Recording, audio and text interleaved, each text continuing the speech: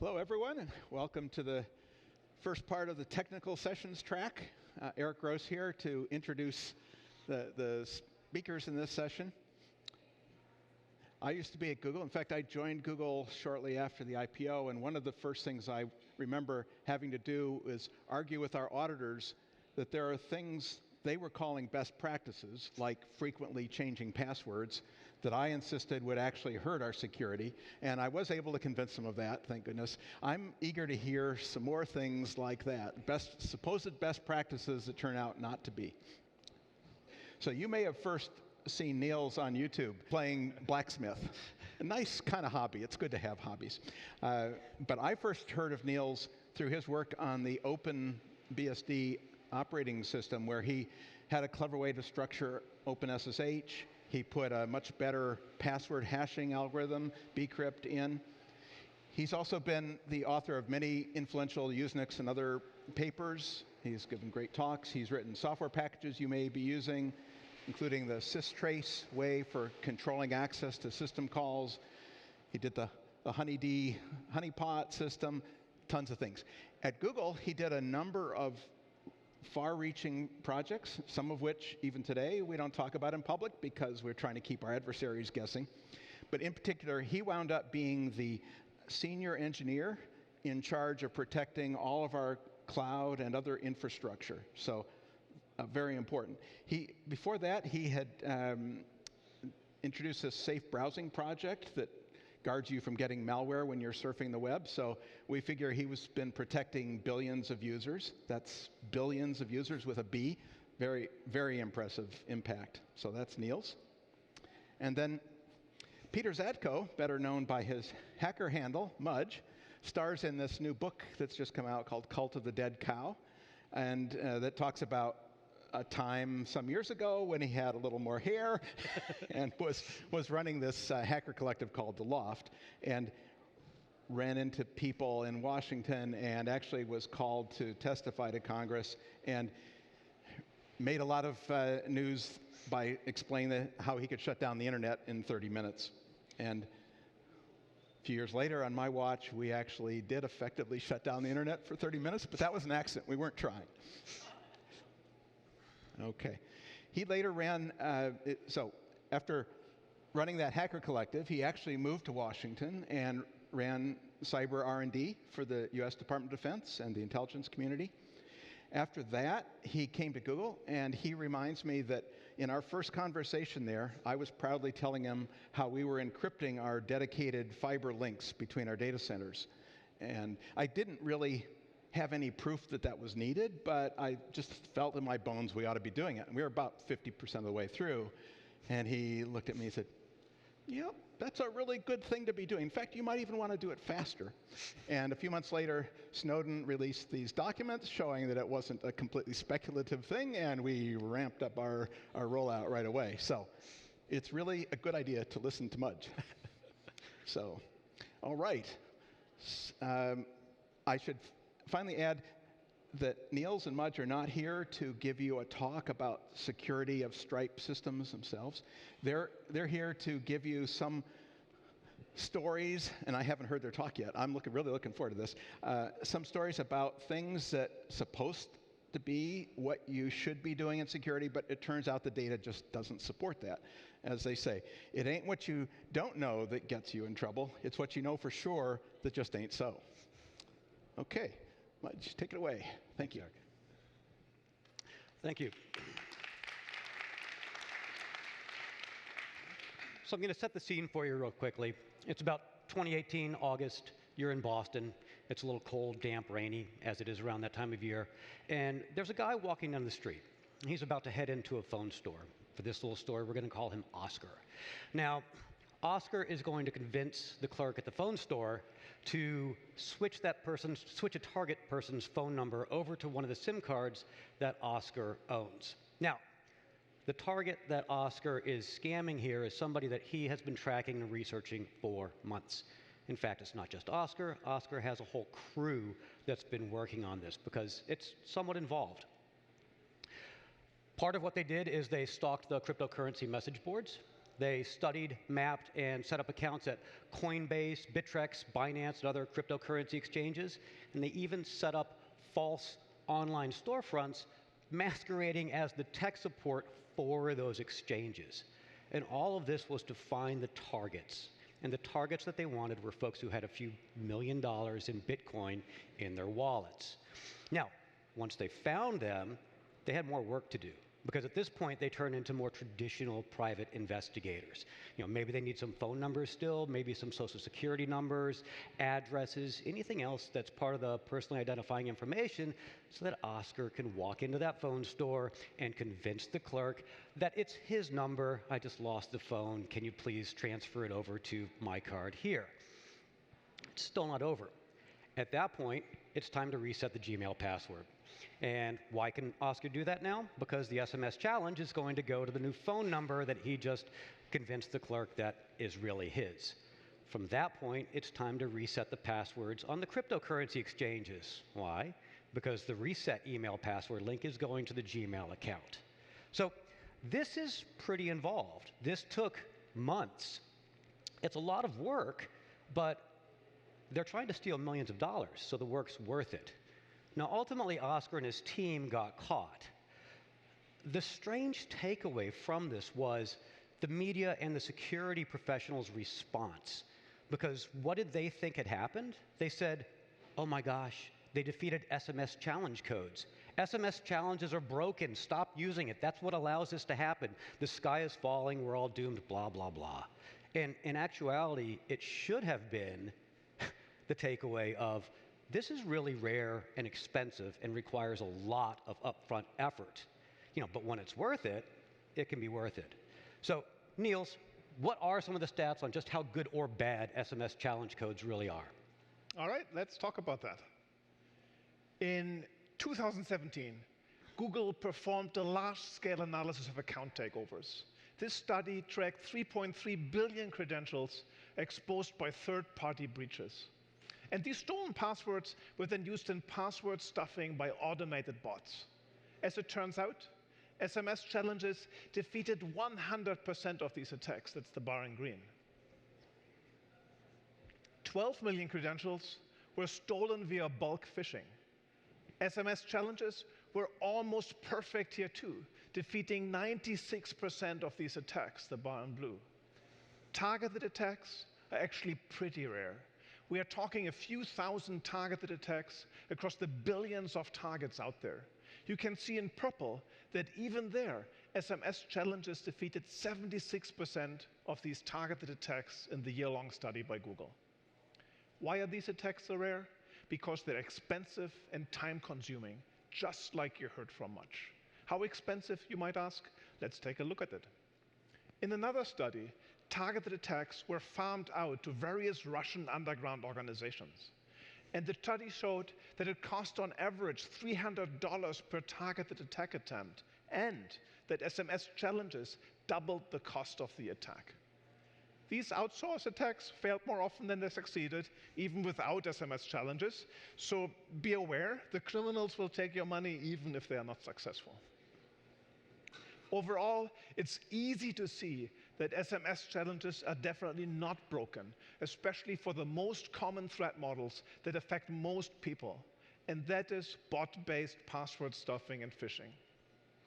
However, you can do better than SMS using a security key, which is a hardware-based second factor, but it is not free. A FIDO Alliance universal two-factor security key will run you anywhere from $20 to $60. And you'll want two of them so that you can still get into your account if your first key is lost or damaged. So that's somewhere between $40 to $120. And not everyone can or should spend $120 on their security. It would be nice if you could, but it really depends on your means and on your threat model.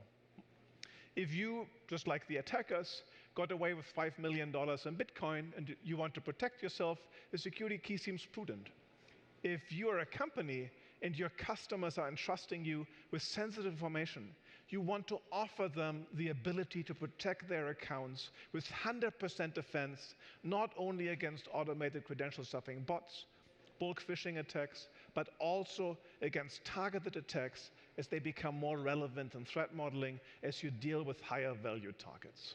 So it's important here to understand there was a misperception. The misperception is that SMS challenges are fundamentally flawed. That is not true. Our data has actually shown that SMS challenges work exceptionally well against several of the most common threat models. Our recommendation is use U2F if you can, and if it fits your threat model, but do not forget that SMS is still really meaningful. Whether it's driving the price higher for organized crime, or making the attacker spend more time, effort, and resources to achieve their objective, move the cost to the adversary. So we're covering 5 items today where the data contradicts your common security perceptions, and we're hopefully providing you some guidance to help you deal with this. We've already covered two-factor, universal two-factor, and SMS. In just a moment, I'm going to teach you a little password guessing trick. We're going to talk about how, unfortunately, security software is not always secure software. Go into a brief discussion on measurements and complexity, including how you can directly and indirectly measure security in your own environments. And then finally, we'll talk about how the most common security advice amongst all security professionals of always update all your software all the time actually needs a little bit of updating itself. But first, passwords. I mean, I literally can't believe it's 2019 and we're actually talking about passwords still. But everything else you heard so far, SMS, U2F, application tokens, those are all called second factor. So, I mean, obviously, what's the first factor? It's passwords. And they're not going away, no matter how much we'd like them to. If you're doing your IRS and taxes, you're dealing with passwords. Google, still your first factor. Hopefully you have the myriad of second factor that they allow enabled, and they've got some neat stuff going on behind the scenes. And also, I'm disappointed to say I've looked out across a lot of the financial organizations, and many of the large ones don't even offer a meaningful second factor option. So that's all a little scary, but there's some good news. The world knows that passwords are very important. So they better be hard to guess, right? As a result, I'm sure you've seen something like this. Password complexity requirements, various websites, creating a new account, updating your account. Hey, this got to be 14 letters or longer. This got to have a number, a special character, a mixture of case. And for some unknown reason, you're going to be changing it every 30 days, so good luck remembering it. These aren't uncommon. And in fact, they're really common for some extremely sensitive environments. These are the Joint Chiefs of Staff for the United States military. They're the generals and admirals that run the different military and intelligence services for the United States. Now, they and their staff access some extremely sensitive systems and networks. So sensitive, in fact, that they don't always trust secondary hardware tokens, especially if they're not made in the United States. Now, I used to brief these folks relatively frequently, and for better or worse, I have a little bit of a sense of humor. So what do you think they're going to do to make sure they have really strong passwords? Complexity, right? So I walked in one day, and I said, they're all old enough to remember this. Johnny Carson, the Great Karnak routine. And I said, Admiral, General, General, Admiral, Admiral, General, General. I'd like to try and guess your passwords for the most holiest of holy systems and networks you have. And so I looked around and I said, let me think. They've got to be 14 letters or longer. I don't think any of you speak German. Nope. Okay, so you don't know any 14 letters or longer words. He'd do fine on this one. So let's see. You probably take 2 words and put them back to back. And then let's see. You've got a... Oh, you're going to have to change it every 15 days. That's a real pain in the butt. So you're just going to put a number at the end and you're going to increment it. You have to have a special character in between, so you probably put it between the 2 words, maybe some simple substitution, an @ sign for an A, a $ for an S, and oh yeah, mixture of case, right? So first letter of the first word or second word or both, and you would just watch as the color drained from their face, because these were the most sensitive passwords protecting the most important information that they possibly could think of. Now, I'm not the only one that figured this out.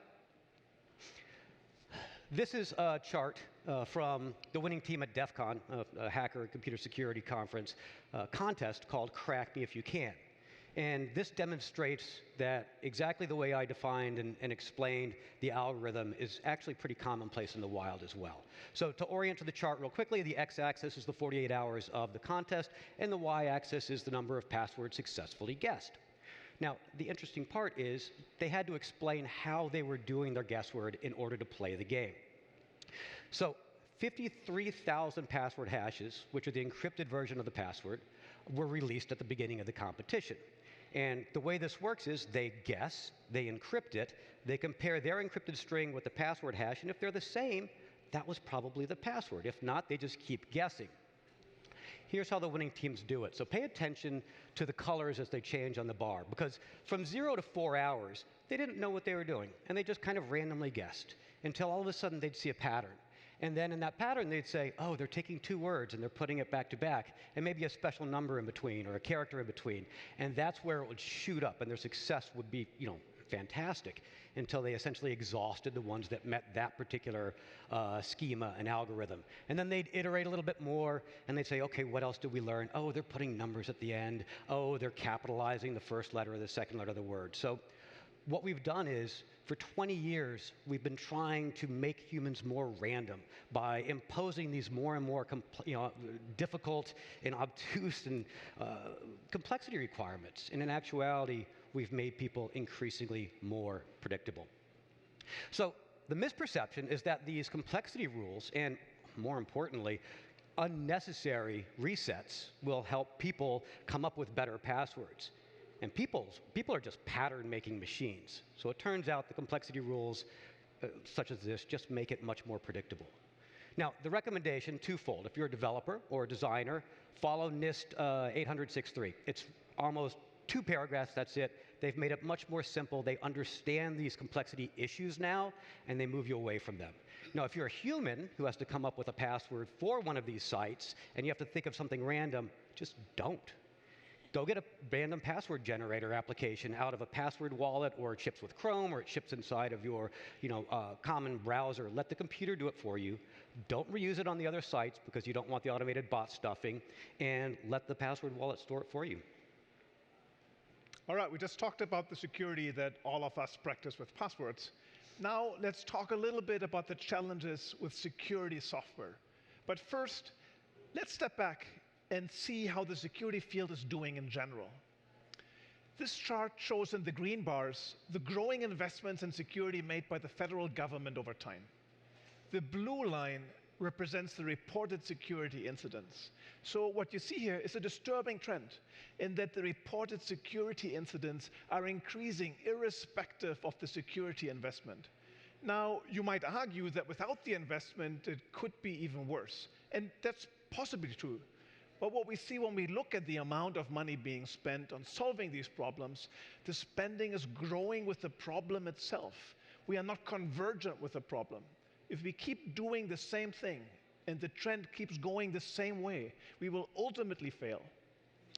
Another way to view the growth of this problem is to look at the increasing number of companies suffering bigger and bigger breaches. This graphic captures data breaches each year. And each bubble represents one breach, and the larger the bubble, the more significant the data loss and exposure. In 2009, the row of bubbles is relatively sparse. And as we move closer and closer to the present day, the rows of breaches are more and more dense, with significantly larger breaches. So what does that tell us about all of these companies? In my mind, there are different ways in which we could try to explain this problem to ourselves. One possible explanation is that all of these companies are incompetent, they don't know what they're doing, and because of that, they all suffer these terrible breaches. Another way to look at this is that these are all rational companies making rational business choices. And they might think that irrespective of any security investment, there's no guarantee that there will not be a breach. So perhaps overall it's cheaper and more effective to do just the bare minimum and deal with security once a breach occurs. Yet, another way to think about this is that by and large, these companies probably care about security and would like to see a solution. Unfortunately, there are no meaningful solutions available to them. If there was an off-the-shelf security software that would solve their problems, they would already have bought it. So let's dig a little deeper into the challenges with security software. So this is actually something I took a stab at better understanding. Why are we in this security software predicament? When I ran cyber research and development for DARPA. And this chart, the x-axis again is time, and on the y-axis we have lines of code. Now, if you pay attention to the blue line, these are defensive solutions. And we see the early evolution from simple firewalls and application layer proxies, DexSeal, Haystack Labs, Stalker, all the way up through the first security appliances, moving up to just a little after 2005, something called Unified Threat Management. And that was approaching 10 million lines of code. This has kept going up. Now we call them next generation IDS and IPS sort of systems, and they are entire operating systems at nearly 100 million lines of code. So that's the blue line. Let's look at the red line, which is 9,000 pieces of malware, from bots to viruses to worms to exploits. And I counted all the lines of code in each one of those, and we saw something very disturbing. Over the same time period, it remained constant at 125 lines of code. So the magic here isn't that there's something amazing about lines of code other than it's a really good proxy. So you can substitute in dollars, effort, complexity, time for lines of code. And what it's showing us is that the defensive solutions in our environment in general grow exceedingly complex, costing more time, effort, money, creating a bigger attack target, even just with the security solutions themselves, while the red offensive line grows at a much slower rate. Now, this highlights some of the challenges in defense versus offense. So on defense, you need to defend not just those 10 million lines of code plus, you need to defend everything in your environment all the time. And if you succeed, you're not really any better off than you were yesterday, right? Now, if you lose, you can fail pretty big. And on the offensive side, all you have to do is find like one bug in those 10 million lines of code. And if you fail to do it today, you're not really any worse off than you were yesterday, but when you win, you can win really big. All right, hang on, Mudge. This doesn't quite feel right to me. I have seen a large amount of malware, and I ran safe browsing at Google. We scanned the internet for malware all the time. I have seen malware with tens to hundreds thousands of lines of code. And I also found a study that showed the evolution of malware from 1974 through 2015. It took roughly 150 malware samples and showed that malware is actually growing exponentially over time. I think your chart may need to be updated. Well, these charts do appear to be at odds initially, so let's unpack this a bit. The malware chart on the right has about 150 malware samples in it. And the malware versus security chart, which I put together, granted a few years back, has about 9,000 samples. And unfortunately, this is a little bit of how averages kind of work. If you think about SQL injection or a buffer overflow, these are like 1 to 20 lines of code. Now, even with these 10,000 to 100,000 lines of code botnets, which I actually happen to have in this red line of code that are also represented here, it all averages out. But perhaps more importantly is that if you look at the red line here, I had to raise it off of the x-axis because it was invisible on the x-axis. So surprisingly, that's not at 125, that's already at 125,000. And if we look at the chart for the malware growth, there are only 2 samples that are above 100,000 lines of code. So it does appear that malware is growing a little more quickly, and I do concur that it appears that my chart, which I did make a few years back, might need a little bit of updating, but I also have the fix for it. If you watch the bottom right, okay, we're all fixed. The takeaway is that the shape and the meaning of this chart didn't change at all. In fact, it was at 125,000 lines the entire time. We're talking about security solutions only. Think about all the other complexity and size and attack surface just from the regular software that you're running. So what can this mean to organizations that are deploying lots and lots and lots of security solutions all over the place? This chart, which I found online, is a bit of a Jackson Pollock, but it's a good visual for some of the other products and services and companies out there that are offering tens to 100 million lines of code solutions just for the security side. So given that security products often have the requirements of enhanced privilege and live on sensitive systems or the ingress-egress position, gatewaying sensitive systems and networks, how often are the security products themselves the weak link in an organization? And it turns out, unfortunately, that security products have, to date, represented a very disproportionate amount of the security vulnerabilities. This is a little troubling. So this was tracking across a quarter of a year. The United States government identified that about 30% of the vulnerabilities in all of their networks and systems were in the very security solutions themselves that they had deployed to protect. Now, the data you can see is a little old. This data actually lived on classified networks, and I had to go through all the trusted downloads and do this officially because the data itself is unclassified. I want to make sure that's very clear. And I don't have access to those networks anymore, but I have access to some of the people who still do. And they have confirmed to me that, unfortunately, this trend has remained consistent. There are other studies by companies like Veracode that have shown, disturbingly as well, that the security software is the class of software most prone to security bugs, bar one. And that's the QA testing software that they write to test QA code in QA. That's the only thing that's worse when it comes to security as a class of poorly written, unsecure code. That's a little terrifying. Now, hopefully that QA testing QA software is only deployed to QA, if even that, right? But think about where we deploy our security solutions. So the common misperception is just because it's called security software, it itself has to be secure.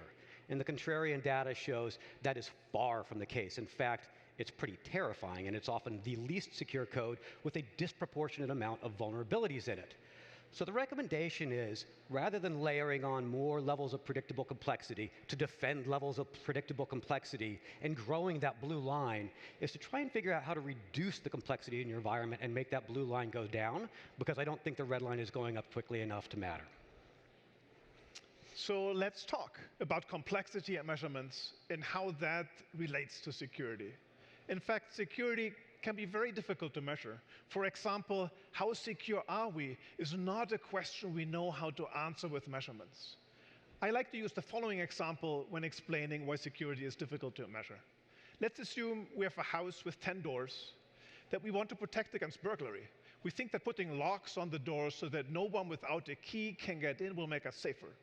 So it may be tempting to say that if 9 out of the 10 doors are locked, that we're 90% secure. However, security is more like a cat and mouse game. The adversary is going to react to us, and instead of randomly choosing a door, they will just go through the unlocked door. Why this is clearly not a great analogy, it has some truth in it. So how does this relate to complexity? Complexity has actually come up repeatedly. Our attempts to introduce password complexity over the past 2 decades resulted in weaker passwords. Our attempts to introduce new software in our environments to help secure us has resulted in more complexity again, and in turn in more bugs and harder environments to defend and secure. So perhaps there's a different way to approach measuring security in your environment rather than head-on. What if you measure complexity of your environment instead? This is just such an example of measuring complexity within an environment. This is a chart showing every single application being executed on the laptops and desktops of about 700 employees. The number of times an application was executed is on the y-axis, and the number of hosts the application has been executed on is on the x-axis. Your eyes are likely drawn to the dense area in the lower left-hand corner. And this is, in fact, a significant area of unnecessary risk and extra complexity. The applications that are only on a few systems and executed a relatively small number of times aren't usually the most important for executing your business. In this measurement, these represented a lot of the randomly installed, unwanted, and unauthorized applications. It also captured where all the malware infections were. This is not a coincidence. By contrast, the applications that your business absolutely requires are more frequently installed on a larger percentage of systems and, as can be expected, are executed repeatedly. In this chart, these are the applications along the top moving towards the right. By identifying the area of risk, the red area on the y-axis, we can take action to remove it or at least reduce it. Congratulations, you have just measured an actionable aspect of security simply by measuring complexity.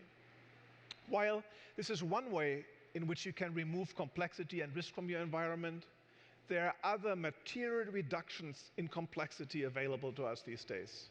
And that's moving your infrastructure over to a cloud provider. The cloud provider then manages a lot of the underlying infrastructure, and you don't have to worry about patching operating systems or even physical security for your servers anymore. Cloud providers such as AWS, GCP, or Azure have large security investments that they can amortize across their customer base. And this is usually not an option for most of us. So we started out with a common misperception that it's impossible to measure security. Without a quantifiable definition of security, this may be the case. But by measuring how your business actually operates under the hood and looking to optimize out complexity and unhelpful edge cases, you are actually quantifying your definition of security as minimal unneeded risk, exposure, and complexity. So the approach to measuring security and maximizing your business can be very similar. We recommend removing unneeded complexity and exposure so you can focus on improving execution with minimal added risk. Similarly, move infrastructure to the cloud strategically. Which brings us to our last topic, software updates. And the big question is, what could possibly be wrong with software updates as great security recommendation and advice? We can all agree on that. We've seen it, we've heard it. In fact, I believe that there are some recent surveys and stats showing that it's the #1 recommendation from security experts. Well, you're right. This is a slide from a paper from Google where they surveyed 230 security experts and 300 non-experts about their top online safety advice. Our talk has actually touched upon several of these already. On the non-expert side, we have passwords and security software. On the expert side, let's take a look. We have passwords, we have 2FA, which relates to passwords again, we have passwords, and install software updates. In this survey, the #1 tip from the experts is to install software updates. If you use NPM, RubyGems, PyPy, or other third-party open source solutions, what could have happened over the past 12 months if you or your company blindly installed all software updates? It's actually quite common for software companies to rely on the open source ecosystem for building their services and products. And this chart shows examples where either malicious code was injected into benign modules or where malicious modules were published with deceptively similar names to the benign ones.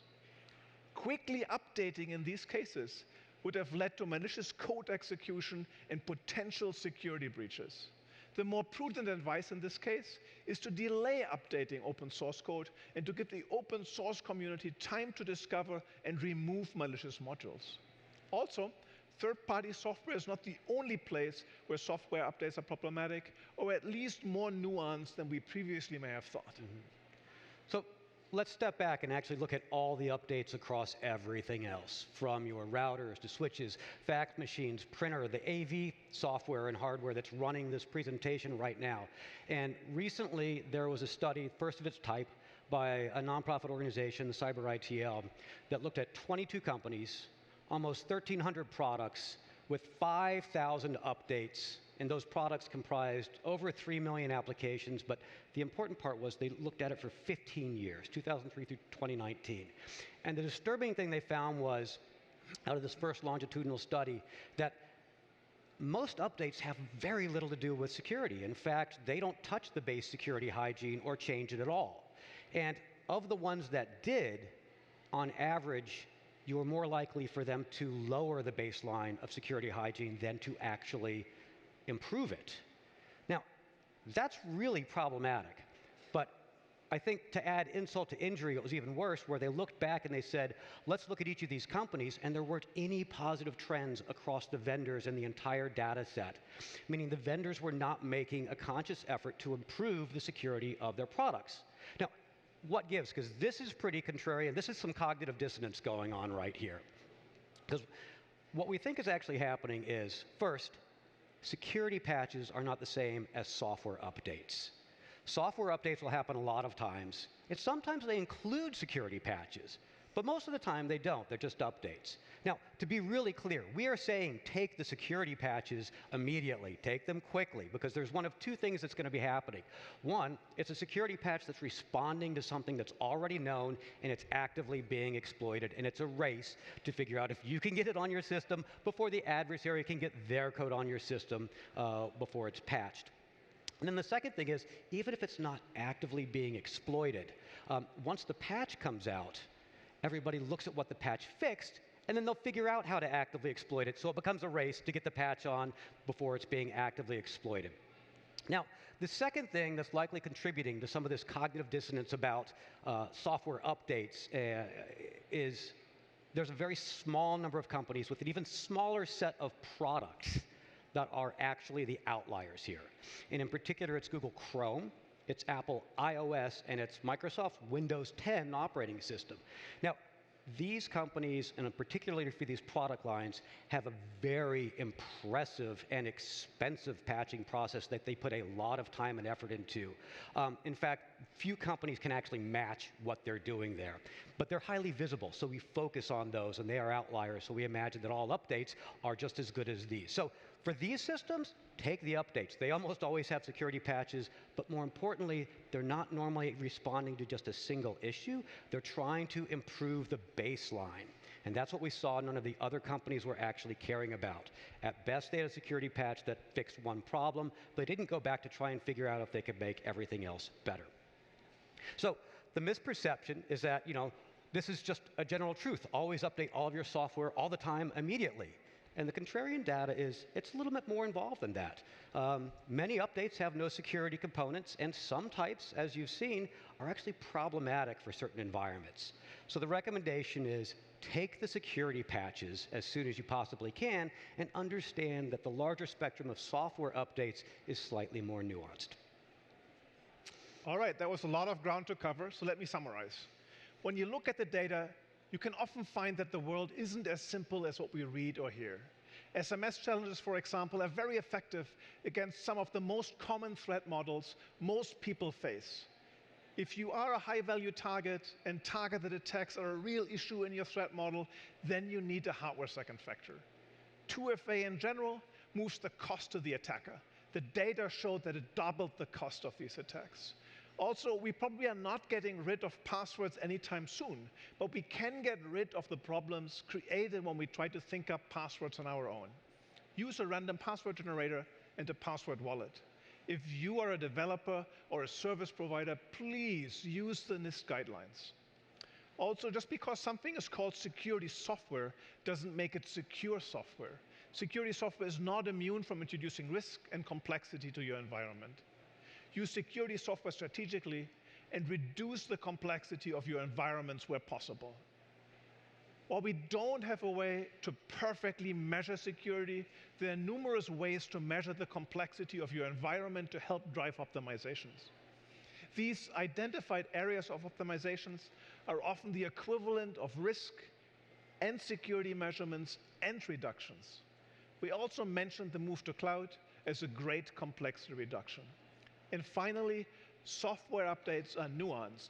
Take the security patches, definitely, but understand how updates impact you and your environment and make use of this information strategically. That's it. However, I have one more item on U2F. Thanks to Google, you can all find a Titan security key underneath your chair. Use it wisely. Thank you.